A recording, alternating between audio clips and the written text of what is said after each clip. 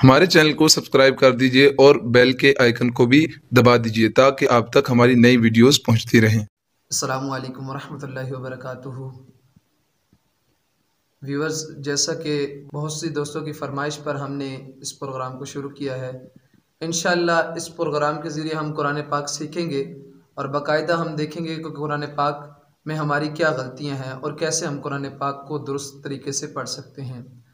तो आजकल जैसा कि आज ऐसा माहौल है कि कोई अगर ड्राइवर बनता है या कोई दुनिया के किसी शोबे में भी जाता है, आप देख लें, वो पहले उसको सीखता है।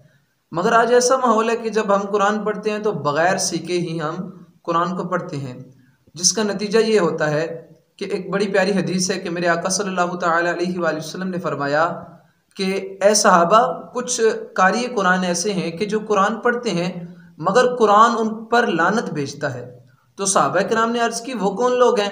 तो आपने फरमाया वो लोग हैं जिन्हें कुरान पढ़ने तो नहीं आता मगर वो कुरान को गलत तरीके से पढ़ते हैं और इस पर उन्हें गुनाह मिलता है और कुरान उन पर लानत भेजता है।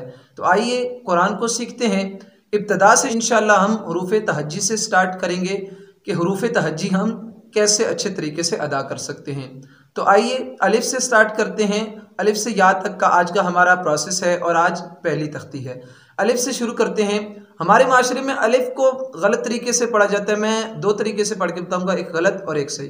कुछ पढ़ते हैं अलफ, तो अलफ, और कुछ पढ़ते हैं अलुफ। तो ये दोनों तरीके ये गलत हैं।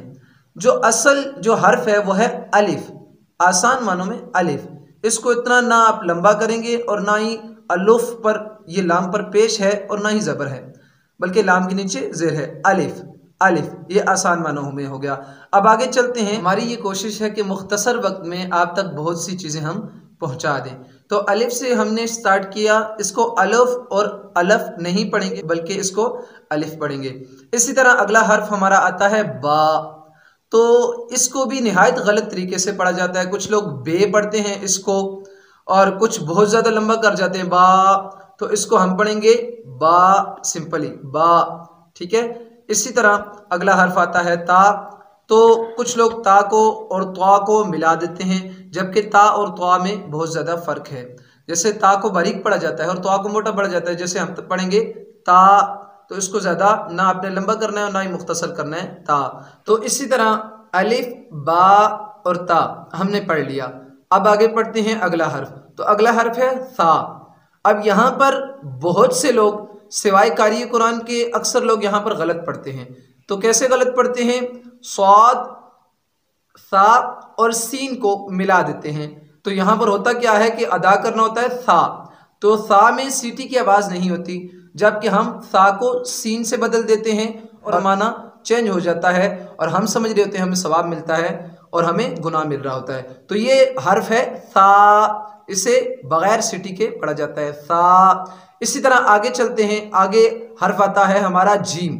तो जीम अक्सर लोग कुछ सही भी पढ़ते हैं मगर इसमें थोड़ी सी वजाहत ये है कि इसको जमाओं के साथ पढ़ा जाता है। जैसे जीम, तो इसको थोड़ा गुस्से के साथ और जमाओं के साथ पढ़ा जाता है। तो ये हमारे हर्फ हो गए 5, अलिफ, बा, ता, सा, जीम। आगे चलते हैं। अब अगला जो हर्फ है, इसे 3 हर्फ है, हा है, एक खा है और एक हा है। इन तीनों में ज़मीन आसमान का फ़र्क है, लेकिन जब हम पढ़ते हैं तो इनको मिला देते हैं। तो इसको पढ़ेंगे बारीक पढ़ेंगे, हा, इसको बारीकी से अदा किया जाएगा, हा। इसी तरह इससे अगला जो है वो है खा। खा जो है, खा में और हा में ये फ़र्क है कि हा को बारीकी से पढ़ते हैं और खा को मोटा पढ़ा जाता है।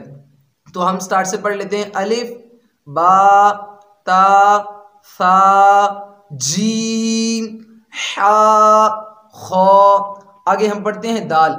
दाल को अक्सर लोग द्वाद से और द्वाद को दाल से बदल देते हैं। तो दाल में ये होता है कि दाल को बारीकी के साथ पढ़ते हैं और द्वाद को मोटा पढ़ते हैं, जैसे दाल। इसी तरह आगे बढ़े तो अगला है जाल। जाल को अक्सर लोग जा के साथ, वा के साथ मिला देते हैं, जबकि इनमें भी फ़र्क है। जाल को बारीक पढ़ते हैं और बगैर सीटी के पढ़ते हैं, जैसे जाल, जाल पढ़ा जाता है, इसको नहीं जाल। बहुत से लोग इसको जाल पढ़ते हैं और मतलब तब्दील हो जाता है। तो आगे चलते हैं। बात कर रहे थे रा की। را پر لوگ اس کو رے پڑھ دیتے ہیں اور را پڑھ دیتے ہیں، اس کو را پڑھا جائے گا۔ اسی طرح زا کی بات کریں تو میں نے پہلے بتا چکا ہوں کہ دال میں اور زا میں یہ فرق ہے کہ دال کو یہ بغیر سیٹی کے نرم لہجے سے پڑھا جاتا ہے، جبکہ زا کو سختی کے ساتھ پڑھا جاتا ہے، جیسے پڑھا جاتا ہے زا، جیسے جیم کو جما کر پڑھتے ہیں، اسی طرح زا کو سختی کے ساتھ ہم پڑھیں گے زا، ٹھیک ہے۔ آگے چلتے ہیں، سین کا نمبر آ گیا، تو سین کا یہ ہے کہ سین میں سیٹی کی آواز آتی ہے اور ثا میں سیٹی کی آواز نہیں آتی، جیسے ہم پڑھیں گے سین، تو یہ آسان لفظوں میں سین ہو گیا، اس کو سین یا سین نہیں پڑھ سکتے، اس کو سین ہی پڑھیں گے۔ تو اب آگے چلتے ہیں، آگے آ گیا شین کو تھوڑا سا ہم لمبا کر پڑھیں گے۔